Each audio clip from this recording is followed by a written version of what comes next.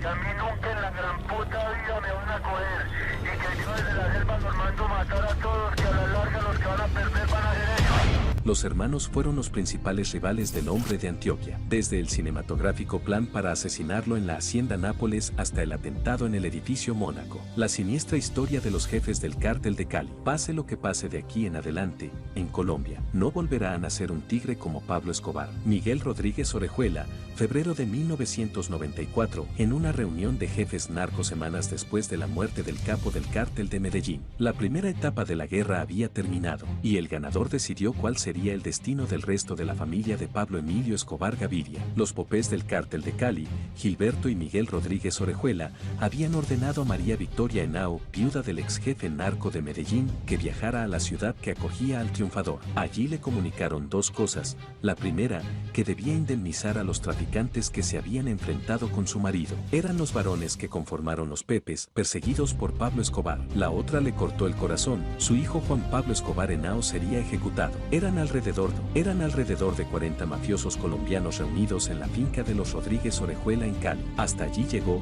Tata. Aceptó lo primero, pero renegó de entregar a su hijo. Pidió clemencia. Le dieron 10 días de gracia. Regresó con los papeles de todas las propiedades que tenía Escobar y las repartió. Entre ellas había campos de entre 10.000 y 100.000 hectáreas, edificios enteros, propiedades en toda Colombia y algo de efectivo. Pero la amenaza contra su hijo continuaba. Señora, no se preocupe, que después de esto va a haber paz, pero a su hijo sí se lo vamos a matar, prometió Gilberto, el fundador de la organización criminal. Tata insistió, juró que Juan Pablo no mantendría la guerra iniciada por su padre, que era joven y que ella se encargaría de enderezar cualquier intento de desviación hacia la vida criminal. Se ofreció como garante del posible pacto, incluso les anunció que abandonarían Colombia para siempre. Le replicaron que la suerte del joven heredero se decidiría en una tercera reunión, 15 días después. Allí tuvo subnutos que marcarían el resto de sus vidas. El futuro de los herederos directos de El Patrón. Lo recibieron Elmer Pacho Herrera, José Chepe, Santa Cruz Londoño y Miguel Rodríguez Orejuela. La cúpula misma del cártel de Cali, sin Gilberto, quien no quiso ser parte. Allí, Juan Pablo Escobar clamó por su vida. Les aseguró que para él el narcotráfico era una maldición que le había arrebatado todo. Hasta pidió que lo ayudasen a escapar del país. Ni las aerolíneas nos quieren vender pasajes, les graficó. Esté tranquilo, no tiene nada que temer. Lo único que no podemos permitir es que se quede con mucha plata para que no se vaya a enloquecer, le señaló Pacho Herrera. Los Rodríguez Orejuela. Gilberto José Rodríguez Orejuela nació en Mariquita, Tolima, el 30 de enero de 1939. Cuando era aún un niño, debió hacerse cargo de su casa, de su madre, Ana Orejuela, y de sus hermanos. Eso le valió el respeto del resto de la familia. A los 10 años, mientras vendía floreros de forma ambulante, echó de su propio hogar a su padre, Carlos Rodríguez, cansado del maltrato al que sometía a su madre y los demás. Lo único que recibió como herencia fue pobreza. Ya mudados a Cali, Gilberto comenzó a trabajar en una farmacia, donde hacía de mensajero. Era el encargado de vender y distribuir la medicación que los clientes requerían en sus viviendas. Eso le aportó conocimientos básicos, el manejo de la calle, observar las necesidades de las personas e interiorizarse sobre la importancia que las drogas tenían en la sociedad. Fue así que comenzó a generar su propio negocio paralelo. Vendía medicamentos de forma ilegal a quienes no podían conseguir una autorización médica para consumirlos. Gilberto Rodríguez Orejuela se inició en el tráfico de medicamentos y montó su propia cadena de farmacias y droguerías. Luego fundó lo que se conoció como el Cártel de Cali, que se enfrentaría con el de Medellín por el control de la cocaína. Se lo conocía como el ajedrecista.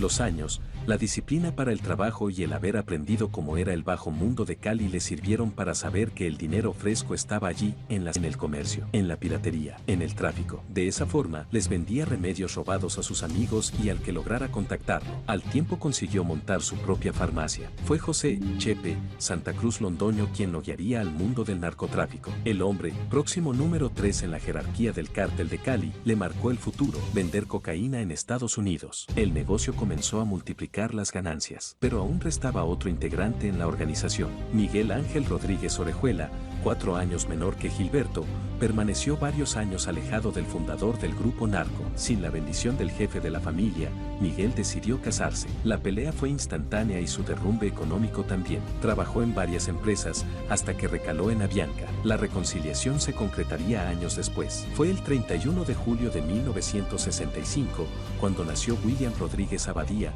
su primer hijo. Ese día se lo presentó a Gilberto, quien decidió que sería su padrino. A partir de entonces volvieron inseparables. Incluso, Miguel volvió a trabajar con su hermano en la farmacia Mansera de su propiedad. Nuevamente ganaría su confianza, esta vez para siempre. Hacia finales de los 70, los Rodríguez Orejuela habían logrado levantar un emporio empresarial, fundaron el Banco de los Trabajadores, adquirido Drogas La Rebaja y una decena de droguerías, Grupo Radial Colombiana, Laboratorios Cresford, Financiera Boyacá, además de las cadenas de farmacia a lo largo de toda la ciudad y cada vez más influencia en el club de su pasión, América de Cali. Detrás de toda esa fachada financiera y de negocios, latía oculto el verdadero corazón del negocio, la elaboración y la venta de cocaína. Miguel Rodríguez Orejuela, cuando fue detenido en 1995, AFP, Camilo Chaparro, autor del libro Historia del Cártel de Cali, explicó a Infobae la diferencia de carácter y de visión entre ambos hermanos. Miguel era impulsivo, radical,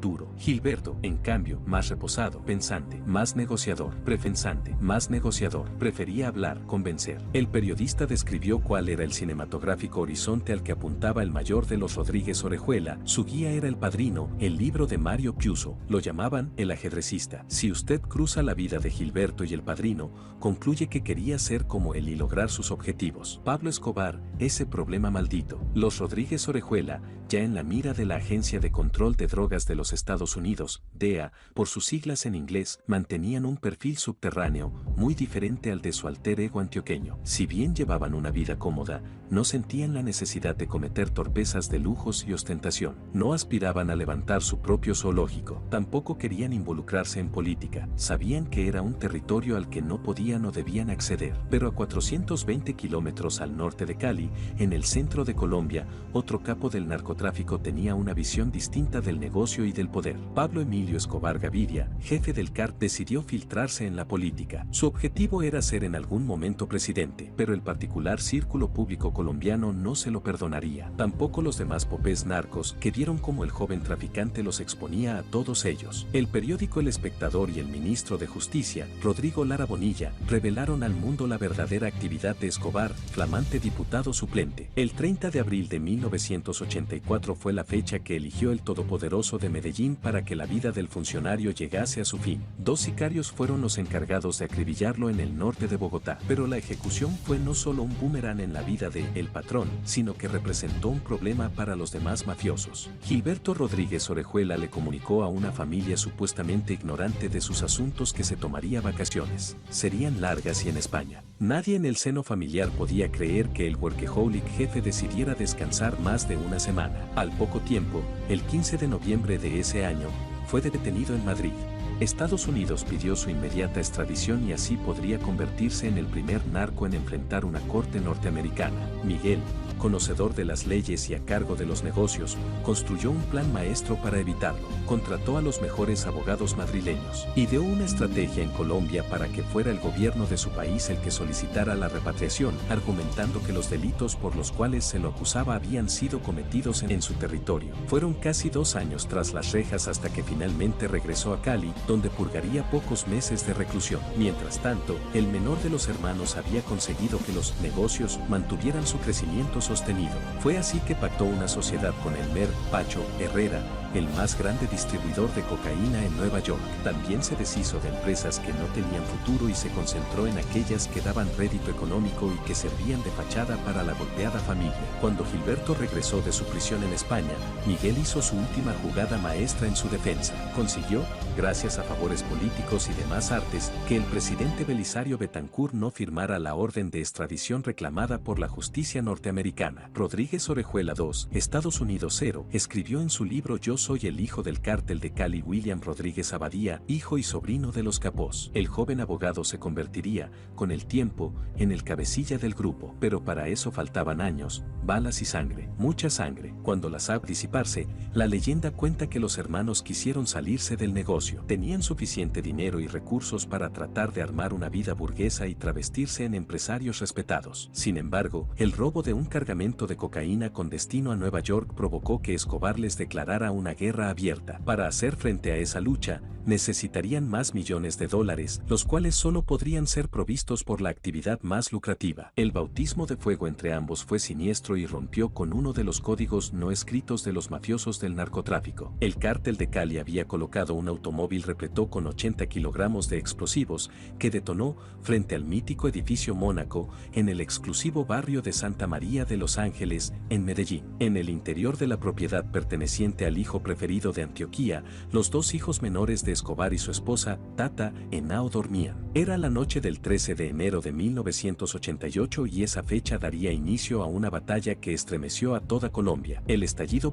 provocó conmoción en 4 cuadras a la redonda. El saldo, 3 muertos y más de 10 heridos. Sobrevendrían los tiempos más oscuros de la historia reciente de Colombia. El atentado fallido, que tenía por objeto sujetar al Tigre, provocó una escalada de violencia fuera de control. Nadie contenía a El Patrón. Nadie frenaba a los hermanos caleños. La unión contra El Tigre. Tras el asesinato del candidato presidencial Luis Carlos Galán el 18 de agosto de 1989 en Soacha, Bogotá, los sectores políticos y empresariales del país comenzaron a sentirse cada vez más vulnerables a los ataques de Escobar, quien estaba decidido a terminar con la clase más alta de la burguesía colombiana y con sus enemigos en los negociados. Después de la muerte de Galán, se dio un hecho que daría un giro trascendental en la guerra contra el cártel de Medellín. Varios de los prohombres de la patria, intentando preservar sus intereses, le pidieron a otra organización delincuencial, el Cártel de Cali, unir fuerzas para derrotar a Escobar. Aunque a muchos les duela reconocerlo, si existió un pacto entre delincuentes y burgueses, narró William Rodríguez Abadía en su libro. Ese nuevo grupo paraoficial estaría compuesto por fuerzas de seguridad colombianas, los narcos enfrentados al Tigre, como lo bautizaría al tiempo Miguel Rodríguez Orejuela, y grupos guerrilleros. Rodríguez Abadía recuerda en su obra un atentado frustrado planificado durante semanas. Se contrató a 4 mercenarios ingleses para llevar a cabo un atentado contra Escobar en la hacienda Nápoles. Se había logrado infiltrar a un personaje que daría aviso oportuno sobre un agasajo para celebrar la clasificación a la final de la Copa Libertadores del Nacional de Medellín. Con apoyo armado por tierra, los ingleses iban a bombardear la finca a bordo de 2 helicópteros. Se presagiaba como el golpe final de esa guerra infernal. Estaba todo preparado y planificado a la perfección, pero una cuestión muy terrenal impidió el homicidio. Uno de los pilotos, a causa de los nervios, se emborrachó la noche anterior y el día de la operación colisionó con el último cerro antes de llegar a su destino. Cercado pero con el poder de fuego intacto, Escobar decidió que lo mejor por el momento era entregarse. Lo hizo bajo unas condiciones únicas y construyó su propio centro penitenciario, la Catedral. Desde allí continuó con sus atentados, pero su logística y sus negocios comenzaban a desacelerarse. Los distribuidores preferían a los Rodríguez Orejuela por sobre el malogrado hombre de Medellín. El poder de los hermanos caleños crecía a medida que el de Escobar disminuía. Hacia 1991 el cártel de Cali controlaba el 80% del tráfico de cocaína en los Estados Unidos. Políticos, jueces, fiscales, empresarios, todos buscaban el calor de los popés que arrinconaron a El Patrón. El 22 de julio de 1992, 406 días después de que se entregara, Escobar huyó de su propia cárcel. Durante el operativo, la mayoría de sus lugartenientes y sicarios que lo acompañaban en ese hotel fueron ultimados por las fuerzas de seguridad. Pablo Emilio Escobar Gaviria tenía sus días contados. Su caída parecía inminente, pero pudo esquivar el cerco del ejército, del bloque de búsqueda y de los Pepes durante 1 año y medio. El 2 de diciembre de 1993 fue rodeado por oficiales colombianos y miembros de la DEA luego de que se le interceptara una llamada telefónica que había hecho a su hijo. Los registros oficiales indicaron que murió en medio de un tiroteo por los techos de Medellín. A su lado estaba el único hombre que aún le respondía ciego, Álvaro de Jesús Agudelo, más conocido como Limón. El hijo del capo narco sostiene, sin embargo, otra teoría. Juan Pablo Escobar Henao dice que, rodeado su padre prefirió suicidarse antes que caer en manos de sus enemigos. La caída de los hermanos. Tras la muerte de Escobar, hubo celebración en toda Colombia. Los hermanos Rodríguez Orejuela, protagonistas de su cacería, también formaron parte de los festejos, y hasta sentían que el gobierno y la sociedad estaban en deuda con ellos, pero olvidaron que en verdad seguían siendo una amenaza. En 1994, la justicia norteamericana insistía en su estrategia y mantenía su pedido de extradición traición sobre los hermanos. Una negociación con el fiscal general de la nación, Gustavo de Greve. Mi padre y mi tío habían perdido la noción de la realidad. Se creían invencibles por haber conseguido dos triunfos casi imposibles, la extradición de mi tío a Colombia y no a Estados Unidos y la caída del cártel de Medellín, contó Rodríguez Abadía, quien pronto se convertiría en el nuevo cabecilla de la organización criminal. Los hermanos pasaron a la clandestinidad. Estaban recluidos en diferentes locaciones y habían diseñado una sofisticada red de informantes que les proporcionaba datos sobre posibles capturas. Infiltraron cada punto sensible de poder, con lo cual pudieron anticiparse a todos los movimientos, sobre todo al bloque de búsqueda. Se comunicaban con el nuevo jefe por medio de un sistema telefónico encriptado, solo descubierto cuando Miguel fuera detenido. El gobierno de Colombia dispuso al general Rosso José Serrano para que los cazara. El militar diagramó una serie de allanamientos contra los familiares para poner en jaque a los capos narcos, sabiendo que ese podía ser su punto débil. También millones de dólares en recompensa para aquellos que aportaran datos certeros sobre su paradero. Estados Unidos ayudaba financieramente y con información de inteligencia. El 9 de junio de 1995, luego de un operativo encubierto en el cual se desplegó a oficiales mujeres vestidas con ropa de fitness, lograron identificar el lugar donde estaba recluido Gilberto Rodríguez Orejuela. La caída de Miguel estaba cercana en el tiempo. Más precavido, el otro jefe del cártel de Cali lograría esquivar por poco a los hombres de Serrano dos veces más. Fue uno de sus cómplices de máxima confianza, Jorge Salcedo, quien lo entregó a las autoridades para cobrar una bolsa de dinero como recompensa. Fue el 6 de agosto, en el edificio Hacienda Buenos Aires, en Cali. A las pocas horas sería trasladado a Bogotá, donde se reencontraría con su hermano. Era el principio del fin del cártel. Luego de acordarlo con Gilberto, Miguel recibió a su hijo William. A lo mejor no estés preparado, hijo, pero ha llegado el día. Tienes que asumirlo y ayudarme en esta lucha jurídica y política que debemos afrontar para salvar a nuestra familia. Era la unción como nuevo jefe. William, el capo, efímero. William Rodríguez Abadía debió tomar el timón del barco en medio de una tormenta. Casi sin tripulación y con sus guías en prisión,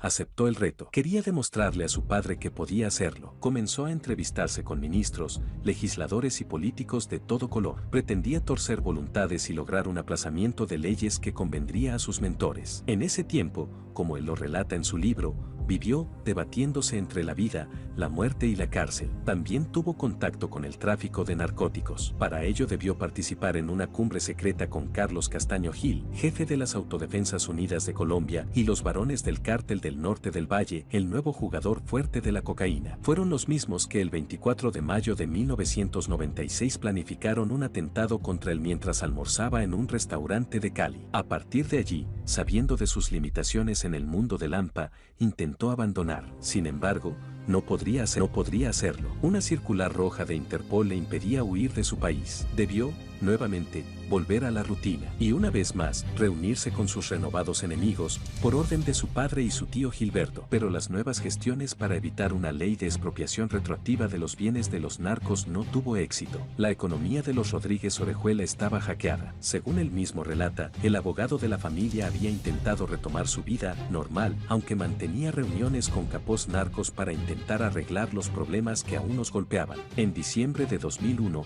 William sería solicitado por la Fiscalía del Distrito Sur de Nueva York. Se iniciaba su propio pedido de extradición. Se escondería durante años. La extradición, el fin. Los Rodríguez Orejuela intentaban, desde su reclusión, digitar a la justicia colombiana para que evitara el peor de los temores de los narcos durante los años 80, la extradición. Por años, compartieron ese miedo con su enemigo íntimo Pablo Escobar, aunque no formaron parte del grupo, los extraditables. De aquella época había nacido la escalofriante frase que sería el preámbulo de la violencia: preferimos una tumba en Colombia a una cárcel en Estados Unidos. Los hermanos del cártel de Cali no tendrían la alternativa de la tumba. Por buena conducta, ambos estaban a punto de ser liberados. Y eso ocurrió con Gilberto, quien respiró aire fresco en noviembre de 2002 tras 7 años y medio de prisión. Sin embargo, una causa en la justicia norteamericana reabrió el pedido de extradición. En marzo de 2003, en un megaoperativo en Cali, volvieron a detenerlo. Esta vez, su destino final sería una cárcel en Estados Unidos por pedido del Distrito Sur de Miami. En diciembre de 2004,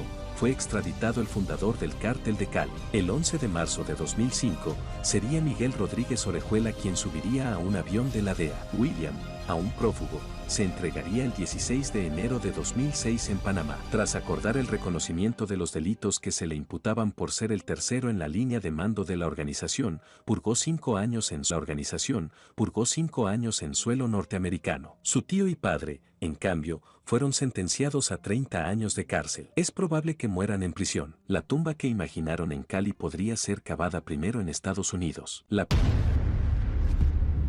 Que a mí nunca en la gran puta vida me van a coger y que yo desde la selva los mando matar a todos, que a la larga los que van a perder van a